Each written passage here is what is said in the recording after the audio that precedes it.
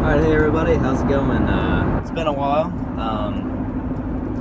Reason why I'm making this video, and we don't really need to get political with it, I'm with my buddy Zach here. And as you may know, right now, there's been some issues going on with Florida passing a bill pretty much restricting gun owners to age 21. And it's not banning assault rifles, but it's one step closer to putting more infringement on our given rights. So we just got done with the Ohio rally here, which we actually met Heckhawk 45. Hell yeah. Who's actually there. And I'll just show you a little clip here right now. It's great to be here, first of all, and with so many like-minded folks here in one place, so many cool guns. Looks like a really dangerous place, but of course we all know it's not. We don't really need to get political with this stuff, like I said, and but this actually needs to be said because right now, if we give them an inch, they're going to take a mile. So right now, there's Senate Bill 260. Zach will explain more in depth of what this bill entails. So go ahead, Zach. So basically, the gist is the co-sponsor of the bill is Sherrod Brown, which if anybody that pays attention to the political arena, he's a lifelong Democrat, very liberal policies. The other guy that's actually sponsoring it, it's a Middle Eastern dude. It's kind of hard to say his last name, but he's in Columbus and he's a Democrat as well. So essentially, the gist of the bill, it's pretty much a Trojan horse. They're trying to sneak it in through the Senate, and when you look at the wording of the bill, it actually words it to basically ban or encompass all types of firearms. Like the wording uses semi-automatic firearms, and it calls them assault weapons.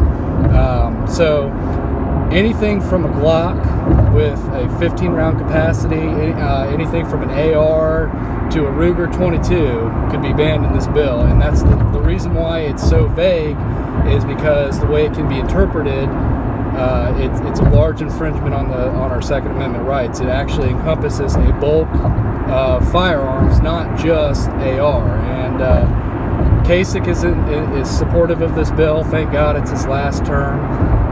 There's been a lot of Republican turncoats that are coming in support of different types of gun control. As Steven said, with the increasing the age to acquire a firearm to 21. To add to that, though, the one good thing with that bill is it does give the ability to arm teachers in schools, which a lot of people have been, screaming for the longest time.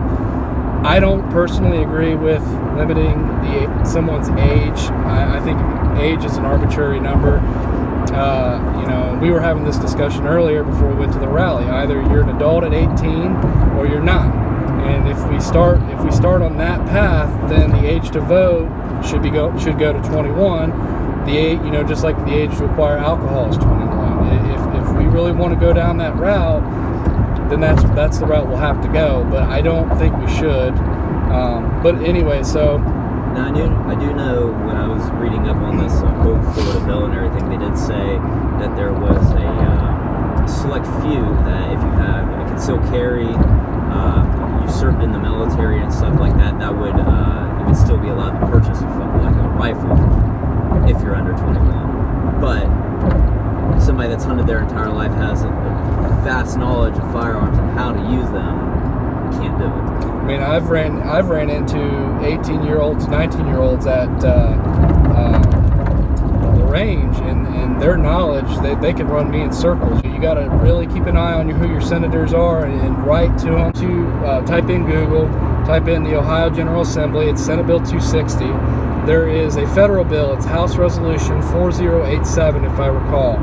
That is actually on the federal level, and they are trying to incorporate the same type of writing as Senate Bill 260 does, but it's on the federal level. So with that in mind, call Trump, call the White House. There's a couple groups you can like on Facebook. There's the Ohio Gun Owners. There's also Ohioans for Concealed Carry. They actually will write you a list of numbers you can you can call to get in touch with your senators, to get in touch with President Trump. Call. So the main thing that we're trying to take away from here is lawmakers are trying to push these agendas, or well, the left or whatever you want to call it, They're trying to push these agendas to strip the rights out of our hands. And so we need, obviously this bill in Ohio is probably not going to pass, but it's the fact that it's even an option that they even tried to pass this, tried to even send it out. We need to put our foot down and say, no, this is not right, and you're not going to do this. Point. He's right. I don't foresee this bill passing, but here's the crux of the issue. Rick Scott, Florida's governor, just signed their bill to extend the age to acquire a firearm to 21. We have Trump, who is heading the White House, supposedly a Republican. That's, he's from New York, so I'll let you think of that as what you will. I support him as our president, but honestly, in this day and age, with Trump heading the White House, who would have thought that they would see bills like this at such a rapid pace? I mean, we've got Michigan that's trying to do the same thing, and they are traditionally pro-gun. Mississippi, you've got Oklahoma. There's a couple bills in their version of the House that's going through. They may not pass, but the problem is that we as voters have gotten so lax and have not been involved in our political process.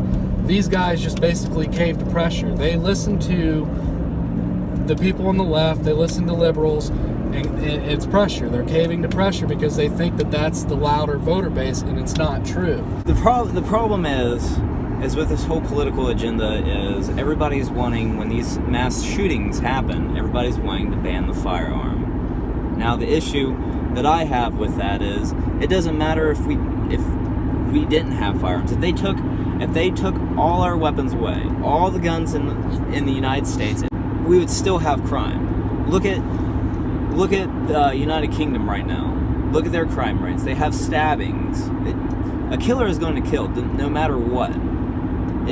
It doesn't matter if it's a stone, a knife, any object. Somebody, if they can find it, they're going to kill somebody. May it happen at a mass casualty rate? Probably not. But we would still have murders. We'd still have crime, and it's not going to do away with it.